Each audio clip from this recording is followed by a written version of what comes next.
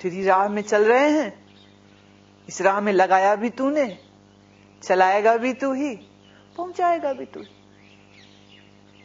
डुबा दे तेरी मर्जी, पार कर दे तेरी मर्जी। समर्पण। अब इससे उलट जब तुम अहंकारी हो जाते हो तो तुम कहते हो मैं आया तेरे रास्ते, मैंने सोचा कि सब कुछ छोड़ के साधना करूं, तो अब मैं ही अपने आप को श्रेष्ठ बनाऊं, तो अब मैं ही अपने आप को उन्नत और मुक्त करूंगा। अब मरो।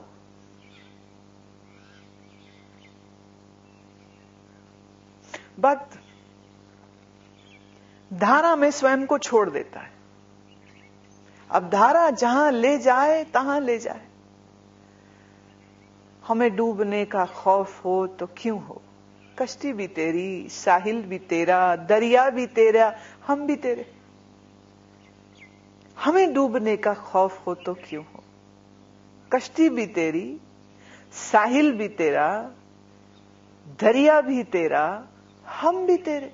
अब साहिल अर्थ किनारे, तू किनारे तक मेरे जीवन की नाव को ले जाए तो भी ठीक, तू दरिया में डुबो दे तो भी ठीक, तू पार कर दे तो भी ठीक, तू बीच अधर में ही लटका के रखे तो भी ठीक, क्योंकि अधर भी तेरा, साहिल भी तेरा, डूबना भी तेरा, दरिया भी तेरा, जीवन तेरा, संसार तेरा, हम भी तेरे। भक्त निश्चिंत है, एकदम निश्चित, एकदम निश्चिंत, एकदम चिंता मुक्त। अब इससे उल्टा जो ज्ञानी है वो दूसरे ढंग से जीवन को जीता है। आत्मदेवो भव, आत्मा ही जिसका देव है, आत्मा ही जिसके लिए ब्रह्म है, वो किस ईश्वर पर समर्पण करे, वहां फिर ढंग दूसरा आ जाता है। कौन सा ढंग? वो कहता वर्तमान में जी रहे, बेहोशी को काटता है, विवेक से जीता है। क्या बिगड़ेगा, क्या घट जाएगा, क्या था?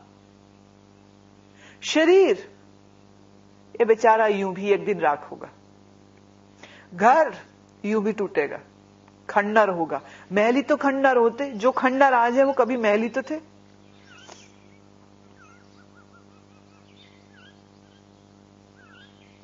शरीर का स्वभाव है बदलना, परिवर्तित होना,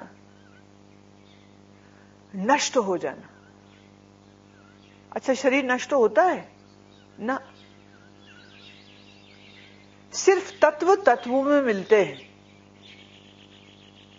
पुनः तत्व जब फिर मिल जाते हैं तो फिर एक नई शरीर की रचना शुरू हो जाती। पवने में पवन समाया, ज्योति में ज्योत रल जाया, माटी माटी होई एक, रोवन हारे की कौन टेक। मिट्टी मिट्टी में गई, पानी पानी में गया, हवा हवा में गई, और मैं ज्योति स्वरूप था, हूं, रहूंगा। नष्ट क्या हुआ? बूझ रे ज्ञानी हुआ है कौन? तो ज्ञान से, विवेक से जब जीता है, चिंता मुक्त। किस बात की चिंता?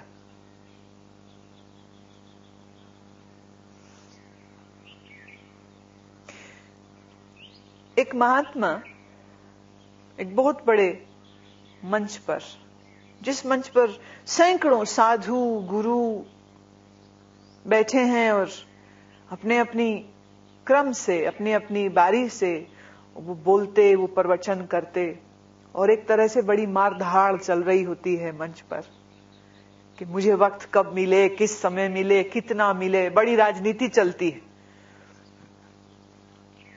पर उसी मंच पर एक ऐसा महात्मा भी बैठा था जो मौन, आंख बंद किए सुन रहा।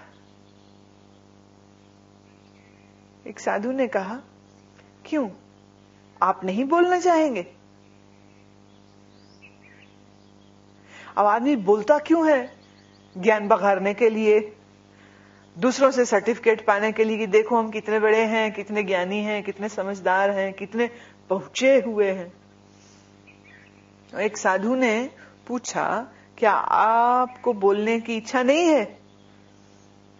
इस मस्त महात्मा ने कहा, जो बोल रहे हैं वो मैं ही तो हूं, मैं ही तो बोल रहा हूं इनमें से।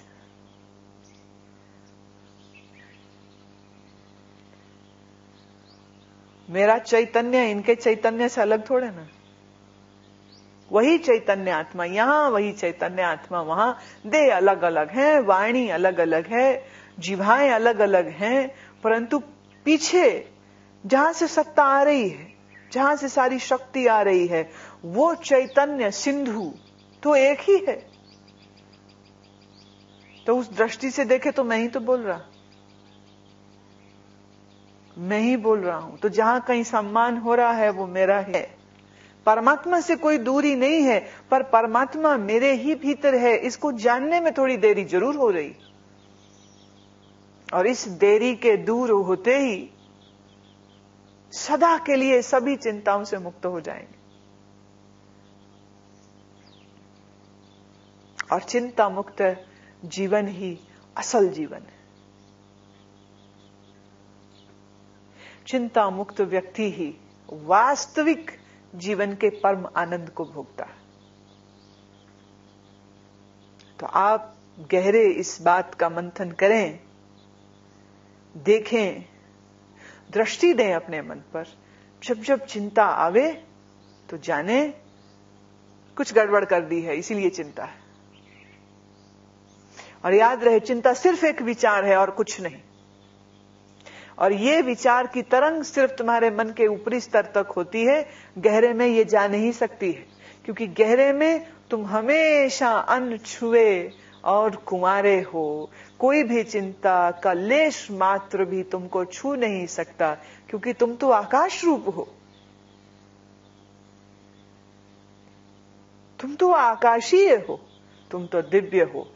और तुम दिव्य स्वरूप के पास चिंता का अंधकार कभी नहीं आ सकता है। चिंता आती है सिर्फ मन के तल तक आती है, और उसको मन के तल पर ही हम जब चाहें होश से, ज्ञान चिंतन से, ध्यान से, श्रद्धा से, समर्पण से दूर कर सकते। तुम सदा ही आनंद स्वरूप हो, आनंद स्वरूप थे, आनंद स्वरूप ही रहोगे। कभी कभार जब कभी इस मन में चिंता की हवा चले तो थोड़ा सतर्क और सजग होकर अपने आप को इस चिंता से परे कर ले और चिंता मुक्त हो सुनहरे जीवन को जिए। अनमोल, आनंदपूर्ण, अति सुंदर जीवन। कैसा? जो चिंताओं से मुक्त है।